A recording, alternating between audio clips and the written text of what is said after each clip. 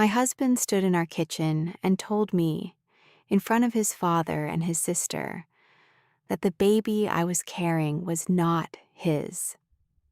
He said it clearly, without raising his voice, without anger, in the tone of a man who believes he is correcting a misunderstanding. Marcus is a regional sales manager. He has spent 15 years making statements that sound like settled facts, and he brought that habit into the kitchen that Sunday afternoon as though it were simply another statement, simply another correction, simply another piece of information being transmitted from the person who had it to the person who needed it. He was 22 weeks wrong.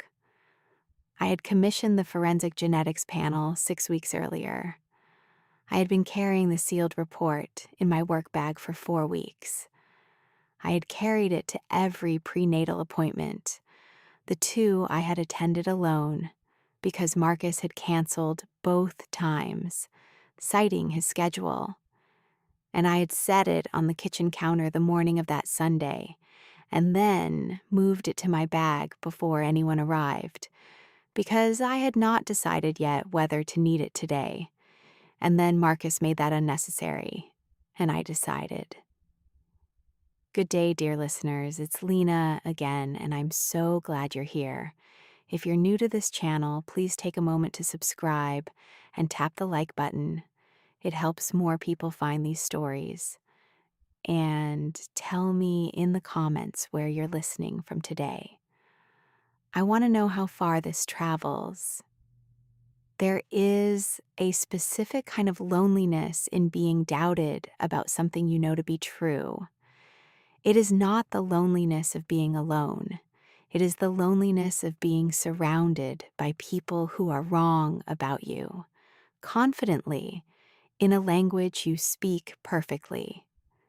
People who have made a decision about what the facts are and are presenting that decision in the manner of a correction, not a question.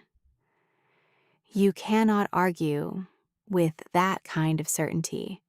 In the moment, not when it arrives in a kitchen on a Sunday afternoon, in a measured voice with the confidence of a man who has done his calculations and found them sound.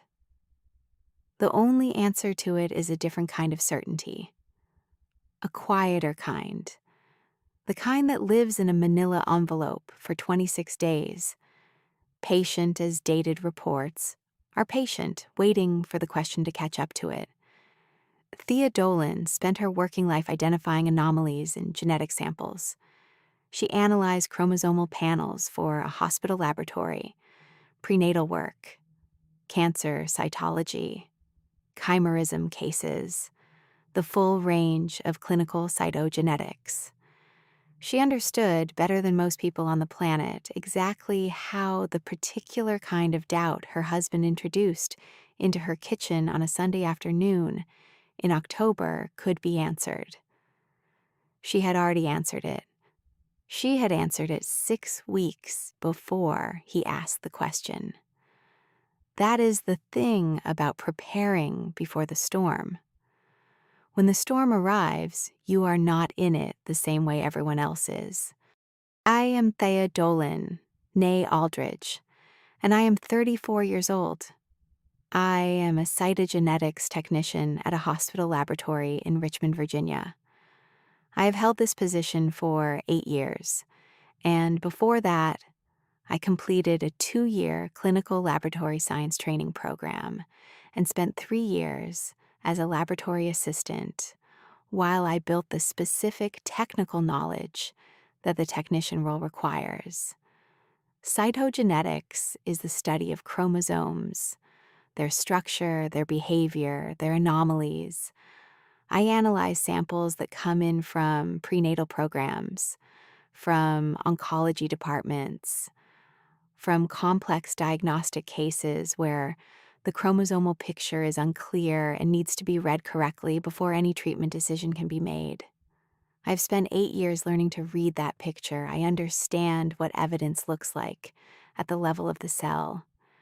The cases that stay with me are the prenatal panels where the chromosomal picture suggests an anomaly in a region whose clinical significance is incompletely understood, where the genetic counselor and the treating physician and the family have to make decisions in the space between what the data shows and what the data means. I sat in case conferences for those patients. I learned that evidence is not only a matter of collection, it is a matter of documentation, of putting the right information in front of the right people in the right form, with the chain of custody that makes it unambiguous and actionable. I carried this understanding into everything that followed. I understand what a chain of custody stamp means, and what a KLIA accredited result means, and what it means when a genetic report is certified by a qualified genetic counselor and sealed with a documented date. These are not abstract concepts to me. They are the vocabulary of my daily work. My pregnancy was planned. Marcus and I had discussed it for a year before I went off contraception, and we had agreed on the timing with the same organized specificity that we brought to most things in our marriage. A marriage that had been, in its early years, functional and warm. Marcus travels frequently for his work. Regional sales management means regional territory, which means airports and hotel conference rooms and dinner meetings in cities I have mostly not visited. In the years before the pregnancy, his travel was a fact of our life that we managed. It had not been a source of conflict.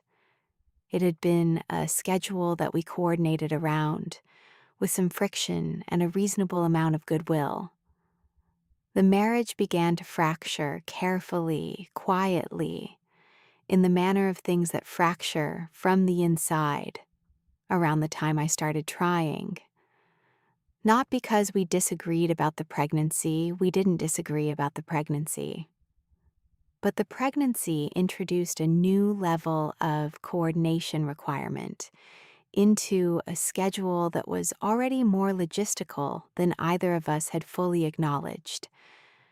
And the logistics revealed something we had been managing without naming, that Marcus's default mode, when his schedule was pressured, was to reconfigure the shared commitments in the direction of his convenience. This had been true in smaller ways before. The pregnancy made it legible in larger ones. Have you ever noticed the way something becomes visible once you have learned to see it? Before I became pregnant, I had attributed Marcus's schedule management to the genuine demands of his job, because the demands were genuine. After I became pregnant, I began to notice that the scheduling adjustments tended, consistently, to move in one direction. The prenatal appointments were the clearest example. He canceled the first one with 2 days' notice, a work conflict that could not be moved, which was occasionally true, and that I accepted. He canceled the second one the morning of, which was different, and I noted the difference. I had been tracking a pattern in the months before the cancellations, not consciously at first, but with the background attention I bring to anything that has a direction. Marcus's scheduling adjustments moved consistently toward his convenience through the mechanism of logistics. A conference that extended into Sunday, a call that ran past dinner, a household conversation that kept migrating to moments when neither of us had the full attention it required.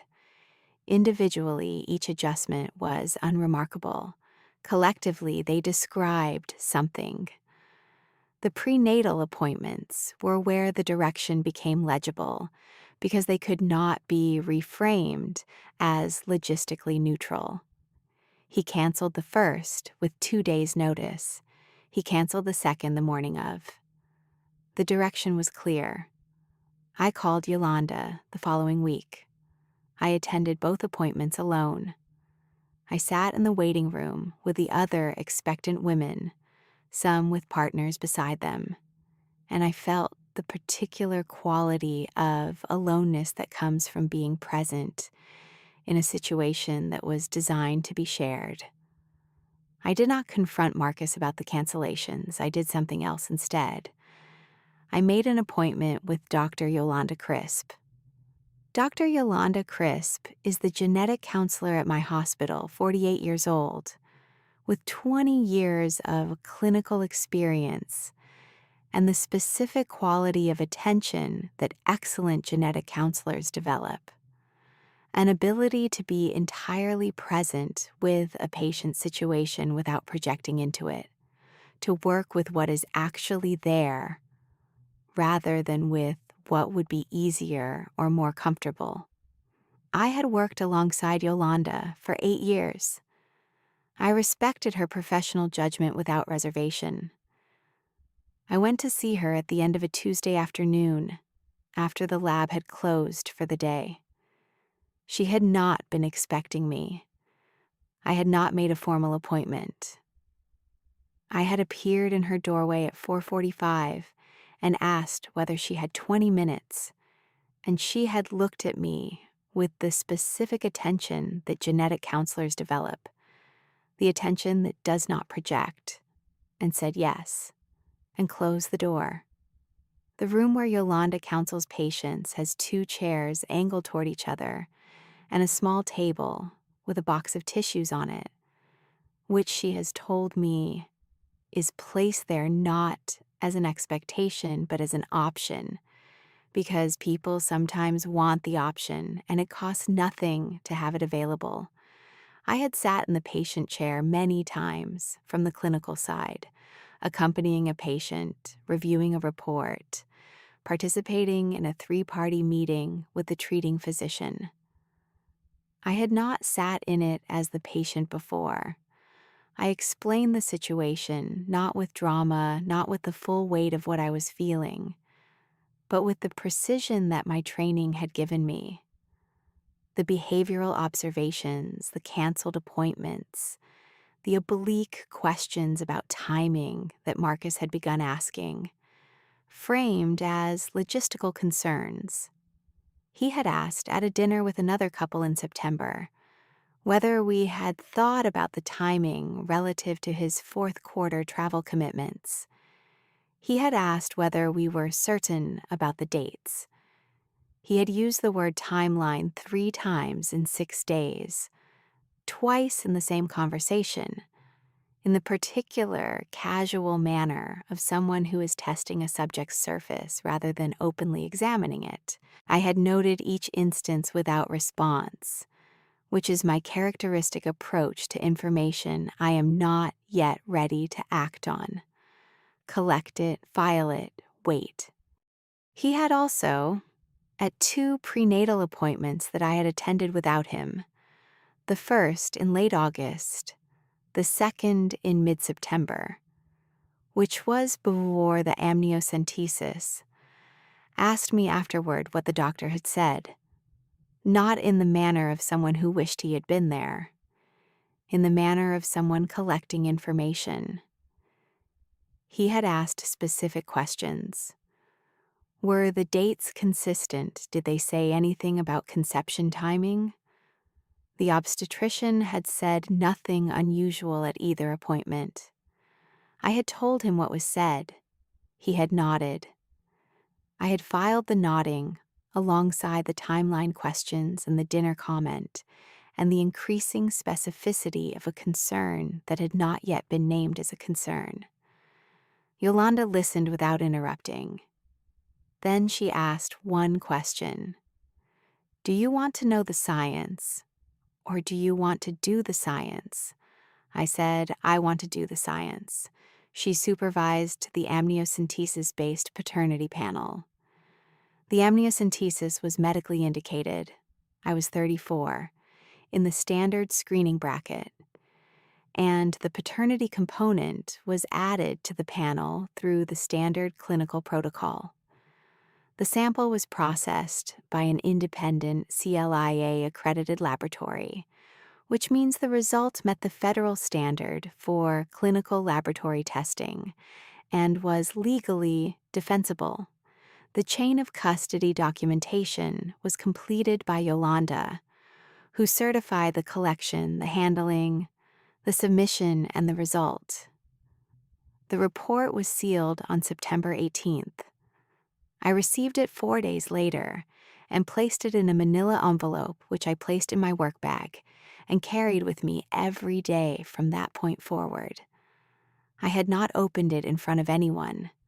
I had not mentioned its existence to Marcus, or to Marcus's family, or to my own family, only to my brother Soren, who was an attorney in Charlottesville and who had been following the situation from a distance, with the focused attention of someone who understands that sometimes the person you love needs you to know what is happening before they know exactly what to do about it. Soren had said, "Good, keep carrying it." I said, "I know." He said, "I mean it, Thea. Carry it everywhere." Soren is 6 years older than I am and has been, for as long as I can remember, the person I call when I have a problem that is too specific for generalist advice. He practiced for 3 years at a large firm in Washington before moving to Charlottesville to join a smaller family law practice, where he has been for 7 years.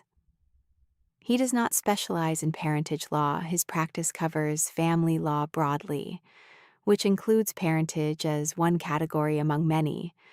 But he understood the situation immediately and completely when I described it to him, which is a Soren characteristic I have relied on my entire life. He does not need extensive context. He reads the architecture of a situation quickly and accurately. He had read this one in the first phone call and had said, "Good, keep carrying it." And I had kept carrying it. I had carried it for 4 weeks when Marcus made his statement. Marcus's father, Ray Dolan, had arrived the Friday before. Ray is 65 years old, a retired civil engineer from Roanoke, precise in his language, confident in his assessments, and possessed of the specific certainty that some men develop about situations involving women and money and family. The certainty that arrives fully formed, without requiring new information, and persists regardless of the information that subsequently presents itself. He had driven from Roanoke on a Friday morning. He and Marcus had golfed on Saturday. That evening, while I made dinner, I could hear them talking in the living room in the low, deliberate register of men who are discussing something they have decided but have not yet announced. I did not register this consciously at the time. I registered it afterward, looking back at the weekend with the benefit of knowing what Sunday held, and possessed of the specific quality of confidence that men of his generation sometimes develop about family situations. The confidence of someone who believes he has correctly identified the facts before all the facts are in. He had driven from Roanoke on a Friday morning and spent the weekend at our house, which was not unusual. He and Marcus golfed on Saturday. On Sunday, Marcus's sister joined us for lunch. 2 weeks before the kitchen confrontation, Ray Dolan had called my cell phone, not the shared home line, not Marcus's number, my number, which meant he had something to say to me that he did not want Marcus to hear. He asked whether Marcus and I had sorted out the situation yet. There was no name situation at that point. I said, "I'm not sure what situation you mean, Ray."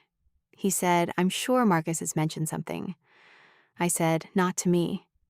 A pause. He said, "Things have a way of sorting themselves." He said goodbye. I called Soren that evening. Soren said, "He called your cell, not the house line?" I said, "Yes." He said, "That is not a welfare call. That's reconnaissance." I said, "I know." He said, "The report is still in your bag." I said, "It hasn't left my bag since September 22nd. He said, "Keep it there."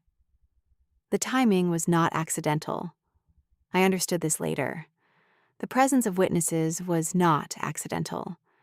Marcus had made a calculation, not a cruel one perhaps, but a calculated one, that having Ray and his sister present would create a social weight that would prevent the kind of direct confrontation he was not equipped to navigate alone.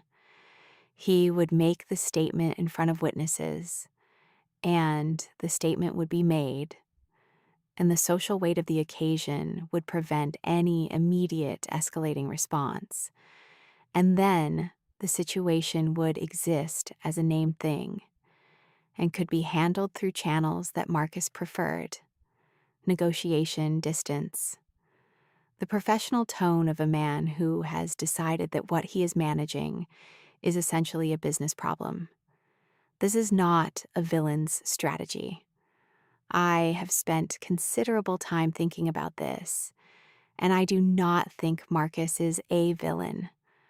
I think he is a person who became frightened, not of the pregnancy, but of what the pregnancy meant for a schedule and a life that had been working adequately, and whose fear produced a bad faith calculation that the statute was watching.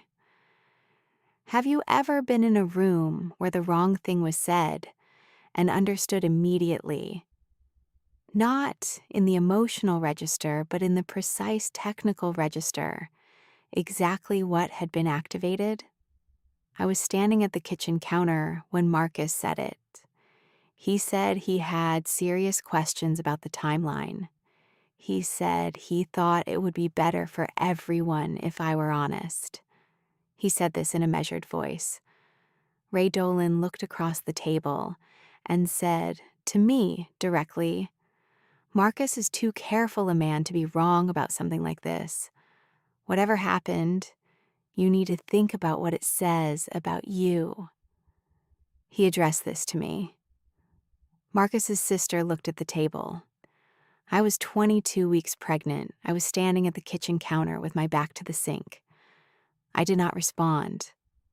I looked at Ray Dolan, and then at Marcus, and then at the kitchen counter, and then I found a thing to do with my hands.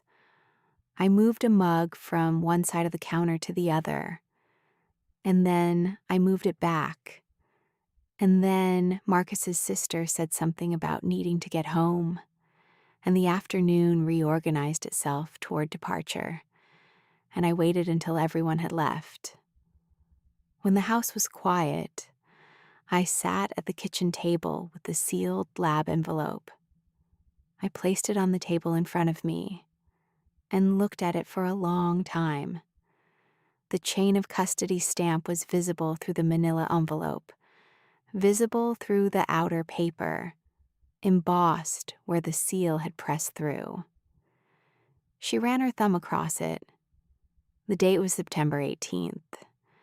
She had been carrying this date for 26 days through prenatal appointments and laboratory shifts and the quiet evenings in this kitchen. The date was September 18th. Marcus had made his statement in front of witnesses on October 14th. The report was 26 days older than the denial.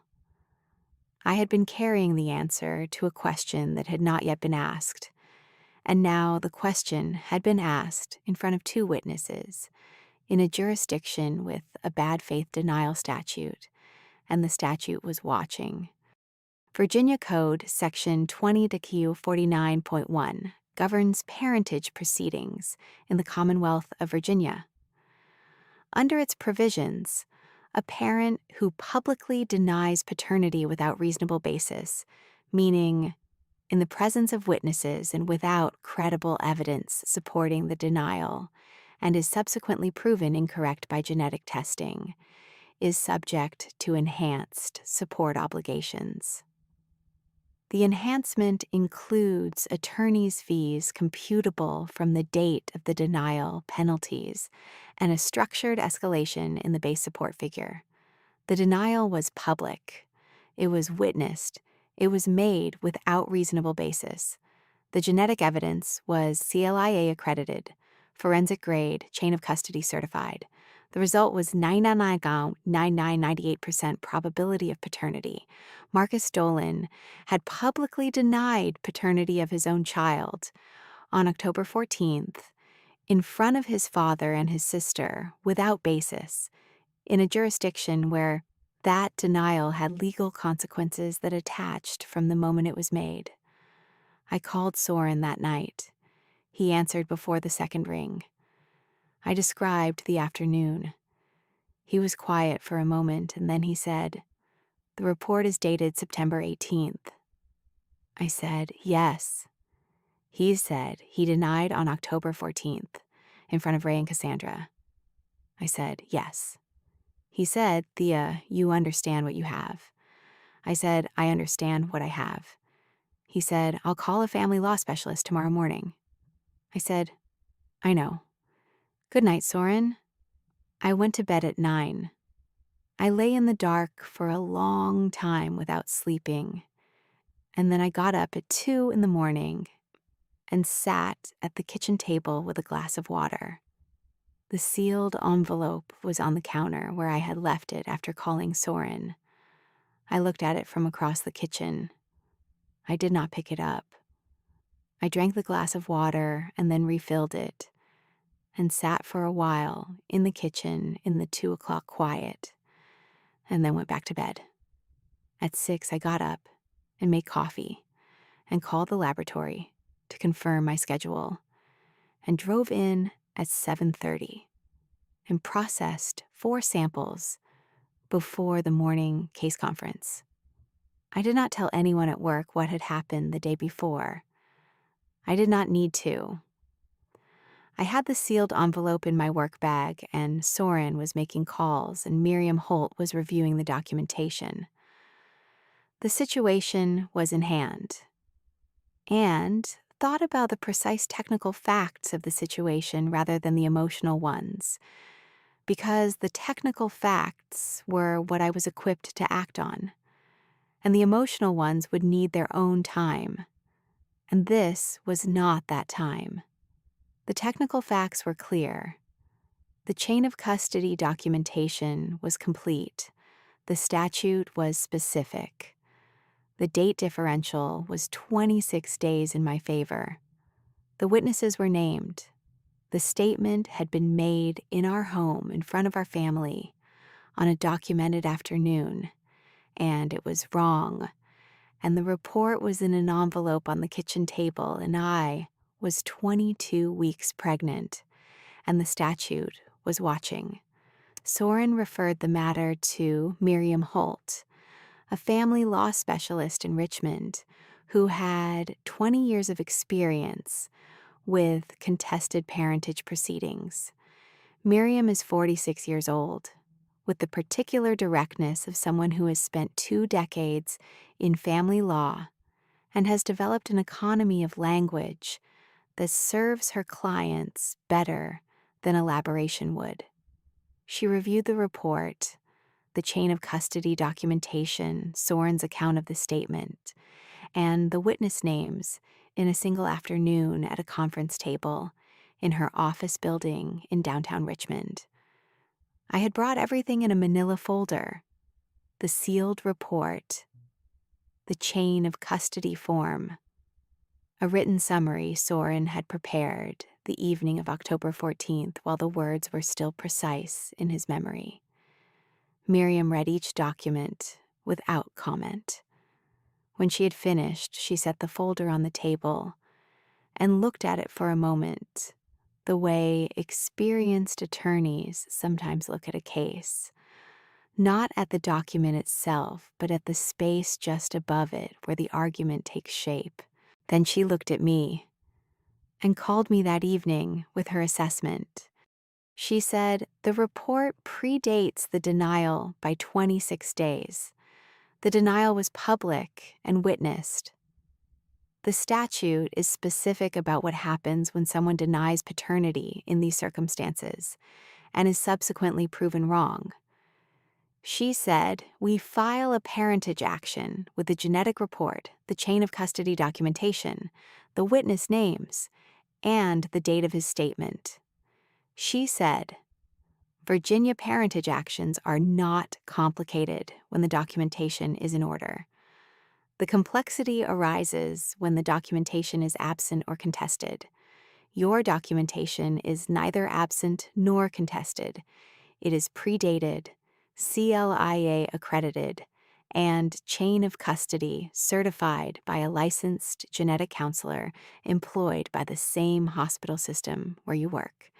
Which means if anyone wants to argue that the certification was generated in bad faith, they will have to explain why a licensed genetic counselor of 20 years standing would risk her professional license to assist a colleague in a personal dispute. Nobody will make that argument. The documentation is clean. I asked her about the timeline. She said the parentage action could be filed within the week. Miriam filed it on a Thursday. I was in the laboratory between cases when she called. She said, "It's filed. Case number, court, date. Everything is in the system." I said, "Thank you." She said, "The filing is public record from this point." She said, "How are you?" I said, "I'm at work." She said, "Good. That's the right answer." I returned to the laboratory bench. A prenatal panel was waiting.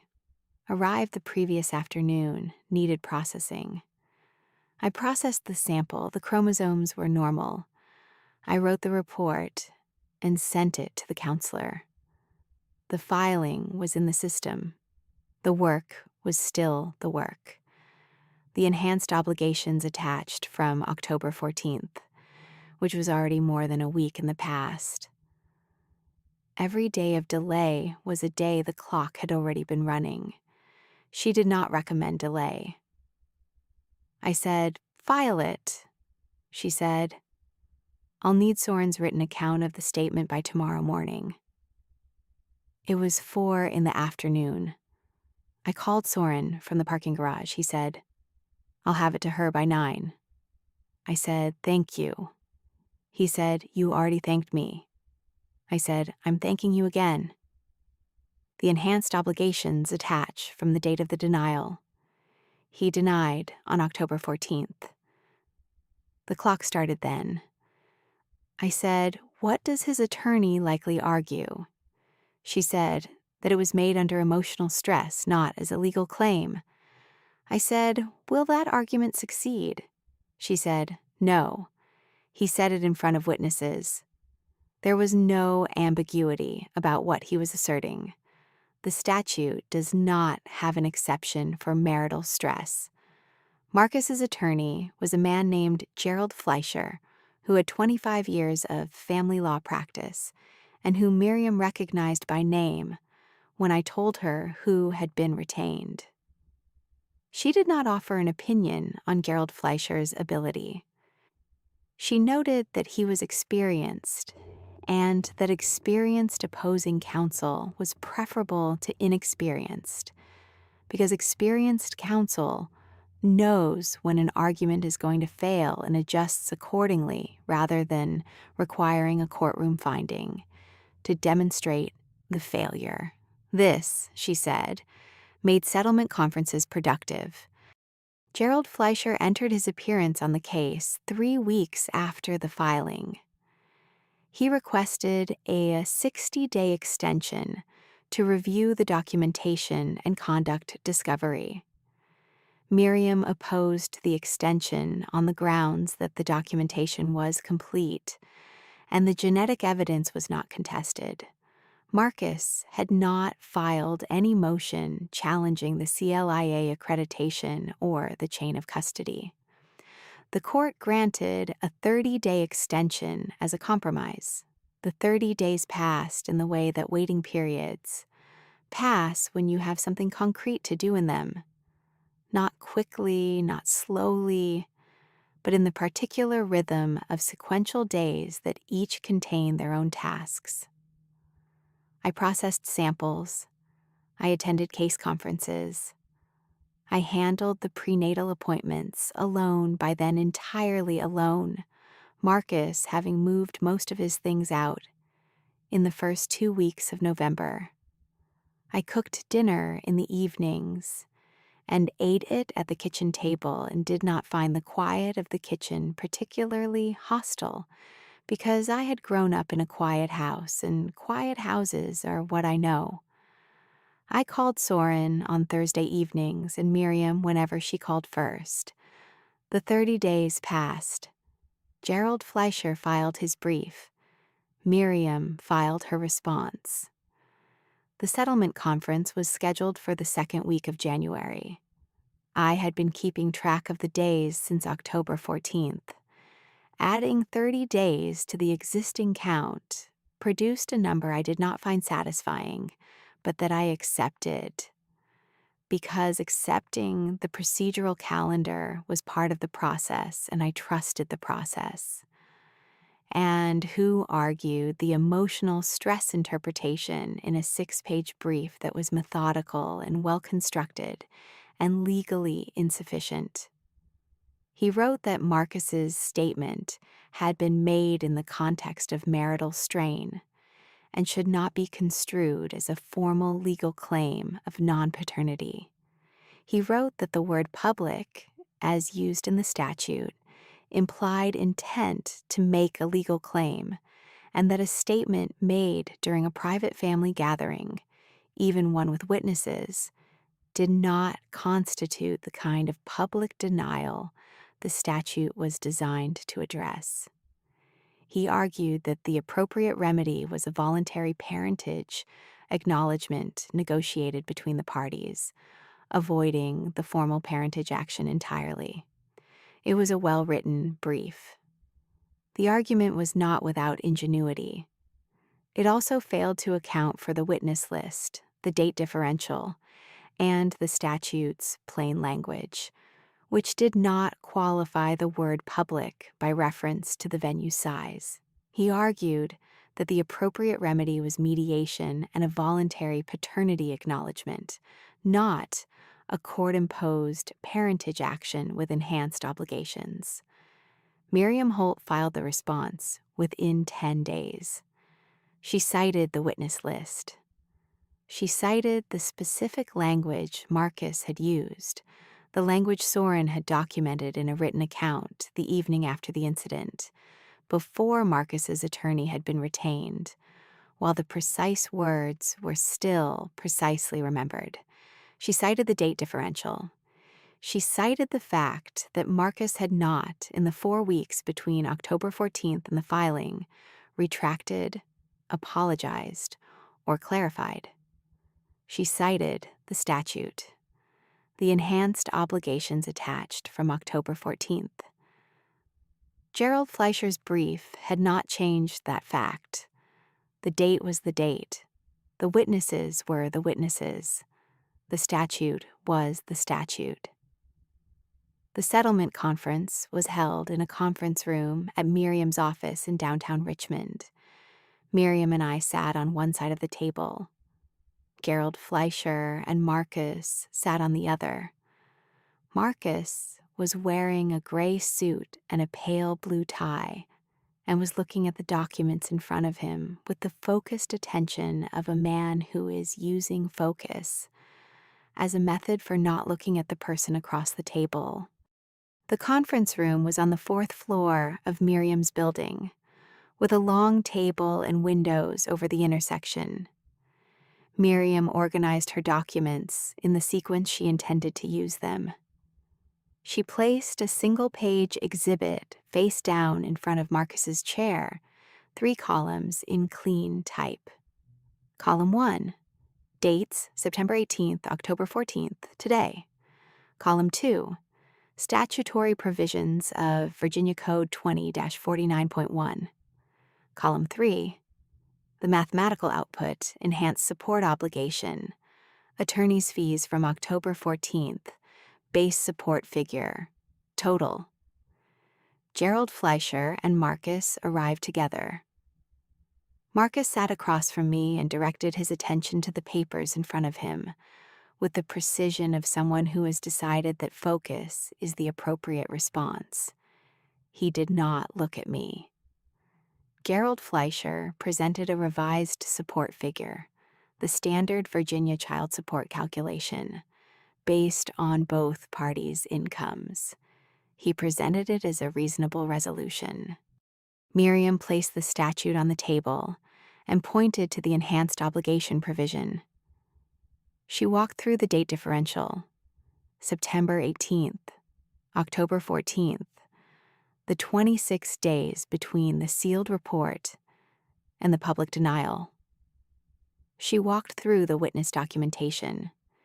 She walked through the CLIA accreditation and the chain of custody certification and the 99.998% result. She said, "The enhanced obligations attach from the date of the denial. The figure you have presented does not reflect those obligations." The room was quiet. Marcus looked at the documents on the table. He did not look at me. Across the table, Gerald Fleischer made a small adjustment to his papers. The adjustment of a man who has seen enough settlement conferences to know when the position has changed and is now engaged in working out what the new position is. The settlement was recalculated. The final number included the enhanced support obligation under Virginia Code 20-49.1. The attorney's fees computed from October 14th, and the structured base support payment that would begin before the child's birth. Marcus signed the settlement agreement in the manner of someone completing a required administrative task. He did not make eye contact. He capped his pen and replaced it in his jacket pocket and pushed the signed document across the table. Miriam took it. I watched Marcus do all of this without looking at me, and I thought about the kitchen on that Sunday afternoon and the mug I had moved from one side of the counter to the other, and the sealed envelope in my work bag, and the 26 days. Ray Dolan was not at the settlement conference. He was not invited. He was in Roanoke, presumably, doing the things that retired civil engineers do in Roanoke. He had sent a card when he heard about the settlement, not a card to me, a card to Marcus, which Marcus had shown me without comment. The card said he was sure Marcus had handled things appropriately. I had read it once and handed it back. My daughter was born in February on a Tuesday morning. The delivery was standard and her first measurements were excellent. Yolanda Crisp came to the hospital room the following afternoon with a small plant for the windowsill and sat with me for an hour. She did not say anything particular about the preceding months. She asked about the delivery and about the baby's measurements, and looked at the plant she had brought and adjusted it slightly on the sill. When she left, she said, "She's going to be someone interesting, Thea." I said, "I know." She had brought a printed summary of the developmental benchmarks for the first 6 months, the kind of document genetic counselors keep on hand, and that Yolanda had clearly prepared before her visit, because being useful was her mode of caring. I filed it in the folder I was building for my daughter's medical records, already labeled with a small tab. Labeled folders are what I make when I intend to maintain something carefully for a long time. He drove the 2 hours from Charlottesville on a Tuesday morning and arrived at the hospital before noon. He sat with us in the room for the afternoon, held the baby with the focused attention he brings to everything, then left to handle the paperwork I had asked him to manage, the birth certificate submission, the insurance enrollment, the notifications. He returned with takeout from a place he had researched on the drive. He said, "The birth certificate is filed." I said, "Thank you, Soren." He said, "You're welcome, Thea." He held the baby again while I ate. Soren arrived from Charlottesville the same day and stayed for 2 weeks. He cooked. He handled the administrative work of the first 2 weeks. The birth certificate paperwork, the insurance enrollment, the notifications. He did the dishes every evening and left the kitchen in exact order, which is a Soren characteristic I have relied on my entire life. He held the baby with the focused attention he brings to everything, the same focus he brought to the telephone on the night of October 14th, when I described the afternoon and he said, "Thea, you understand what you have." The months after the settlement had their own administrative work. The modified support order required processing through the court system, a filing, a case number, a payment schedule that entered the county system and generated automatic receipts.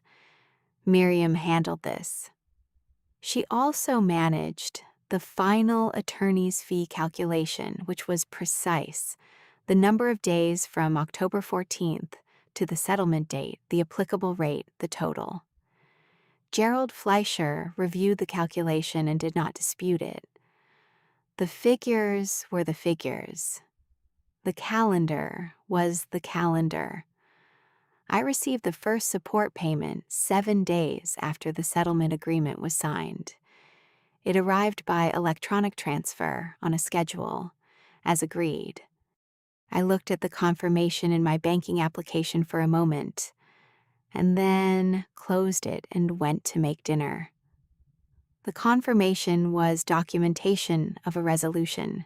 It belonged in the file with the other documentation. It was not a cause for particular feeling, or if it was, the feeling was a small and unremarkable one.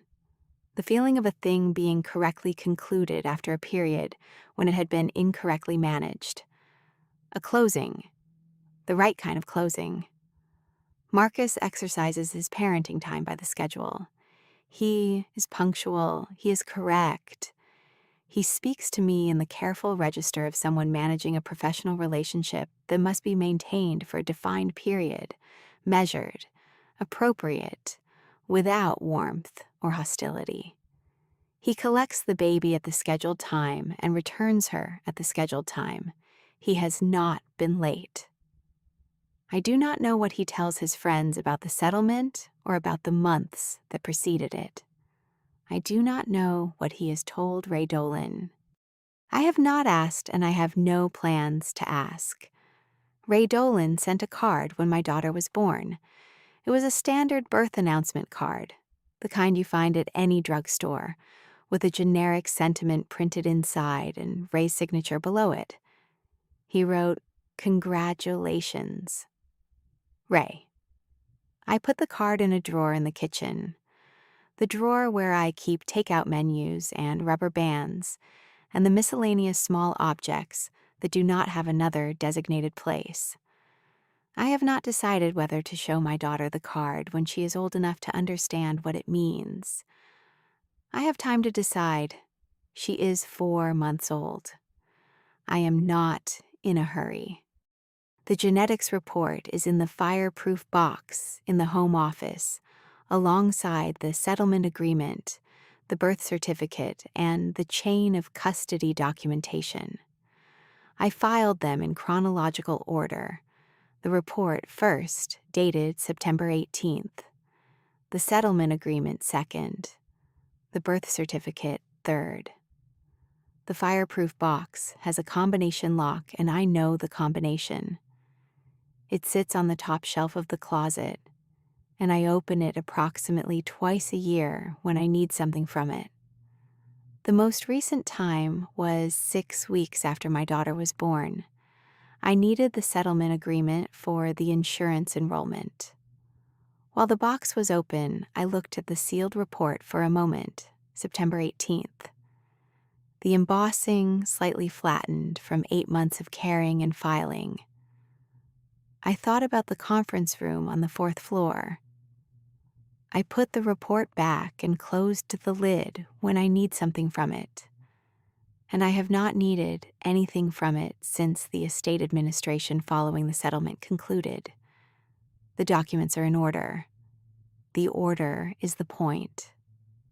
4 months after the settlement, I found a printout in the recycling bin in the spare room that Marcus had used as a home office before he moved out. It was a draft text message, the kind you draft in a notes application and then transfer to your messaging app. Or don't. It was addressed to his father. It was dated October 11th, 3 days before the kitchen confrontation. It said, "She'll back down. She won't want the legal mess." I read it twice. I stood in the spare room with the printout for a long time.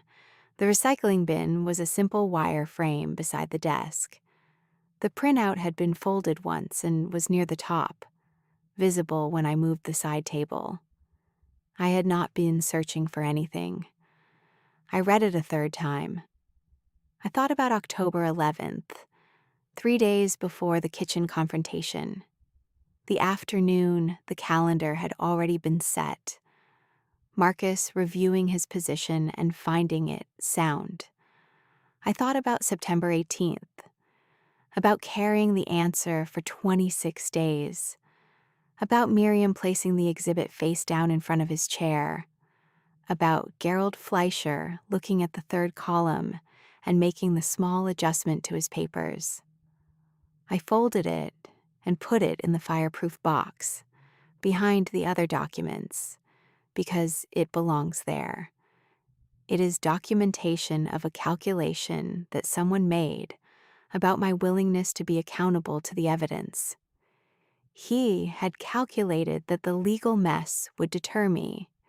He had not calculated that the legal mess was something I'd been preparing for since September 18th, that I had been carrying the unsealed version of the legal mess in my work bag since September 22nd, that I was a cytogenetics technician who understood chains of custody and CLIA accreditation and forensic-grade paternity results, and the specific weight of a sealed report with a dated stamp, that my brother was an attorney in Charlottesville who had already been briefed, that the statute was specific, that the date was the date. She'll back down. She won't want the legal mess. I thought about this for a long time. Not with anger. The anger had its own arc, and that arc concluded before the settlement conference. And what remained after, it was something more neutral and more durable. I thought about it with the particular clarity that comes after a complicated situation has resolved correctly. The clarity of someone who understood the situation's technical parameters, prepared according to those parameters, carried the preparation through the months that followed, and arrived at the settlement conference with every document in order. I had wanted to back down. I want to be honest about this because the story is easier if I present myself as someone who was never uncertain, who was always precise and prepared, and entirely confident. But the honesty matters more than the simpler version. There were nights in October and November when the prospect of the legal proceeding was genuinely difficult. When I was 22 weeks pregnant, and then 26 and then 30, and the legal proceeding was moving through its stages, and Marcus was moving his things out in increments, and I was attending prenatal appointments alone again. And the kitchen was very quiet in the evenings. There were nights when the quiet was heavy, and the simplicity of backing down had a genuine weight. I want to be honest about what those 63 days were like, because the honesty is more useful than the cleaner version. There were evenings in November when I was at 28, 29, 30 weeks, and the settlement conference in January felt impossibly far, and the quiet of the house had a weight that the legal proceeding did not cancel. Backing down had a genuine gravity on those evenings, not a moral weight, a gravitational one. The weight of being 30 weeks pregnant and alone in a house that had been organized around two people's presence and was now organized around one. On those evenings, I turned toward the work in my mind, the samples in the laboratory, the case conference on Thursday, the prenatal panel with the ambiguous chromosomal finding. Specific and concrete things are how I navigate periods when the abstract situation is difficult. 8 years in cytogenetics had given me that skill, and it had other uses. Yolanda appeared in the laboratory doorway twice a week with a technical question and stayed 5 minutes, and then left. She also did something unexpected. She located every piece of chain of custody documentation for the paternity panel, organized it chronologically, made a second certified copy, and delivered it to Miriam Holt's office with a cover letter confirming the specific dates of the collection, submission, processing, and sealing. Without being asked. I called her after Miriam told me. I said, "Yolanda, you didn't have to do that." She said, "I know, that's why I did it." It was professional companionship without the name of it, which was the right form for both of us. Soren called every Thursday at 7, punctual the way our father had been punctual, which I noticed and did not say. I did not back down because of Soren, and because of Yolanda, and because of the sealed envelope in my work bag, and because of the specific training that 8 years of cytogenetics work had given me. The training to read the evidence correctly and trust what the evidence says. The evidence said September 18th. The evidence said 99.998%. The evidence said October 14th, and 2 witnesses and Virginia Code 20-49.1. I trusted the evidence. The evidence was correct. Yolanda's plant is still on the windowsill in my daughter's room. I moved it there from the hospital room when we came home because the light in my daughter's room is better in the mornings. It is a small succulent, the kind that does not require constant attention, that simply continues doing what it does in the available light without drama or complaint. I water it every Sunday morning while my daughter is in her crib, making the specific sounds that 4-month-olds make in the early morning, which are some of the most specifically reassuring sounds I have encountered in 34 years of encountering sounds. I water the plant and listen to my daughter and look at the morning light and think about September 18th. Occasionally, I think about the sealed envelope, a few grams of paper carried through 8 weeks of laboratory shifts and prenatal appointments, and the Tuesday of the kitchen confrontation, and the January morning of the conference room. My hospital badge hangs on the hook beside the back door where it has been every evening for 8 years. I unhook it each morning and clip it to my scrub top. It is the most ordinary thing I own, and also the emblem of everything this situation required. Evidence lives at the level of the cell. Cells do not lie. What is true can be documented, and documented truths wait in the record for as long as they need to, with the particular quality of attention that I bring to things I want to understand correctly. I had been carrying the answer before the question was asked. That is the thing I think about most precisely.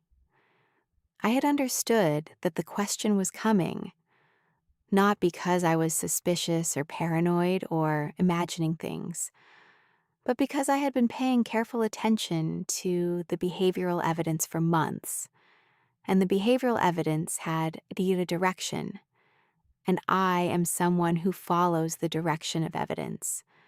I had gone to see Yolanda. I had requested the panel. I had carried the sealed report. I had told Soren. I had waited. The question arrived on October 14th, in front of 2 witnesses in a kitchen in Richmond, Virginia. I had been carrying the answer for 26 days.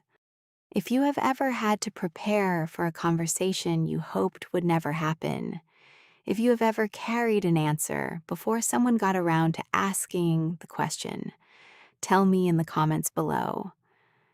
Tell me where you are listening from. Tell me whether the preparation made the difference or whether the difference came from somewhere else. I want to know these things. I read every comment. Thank you for listening.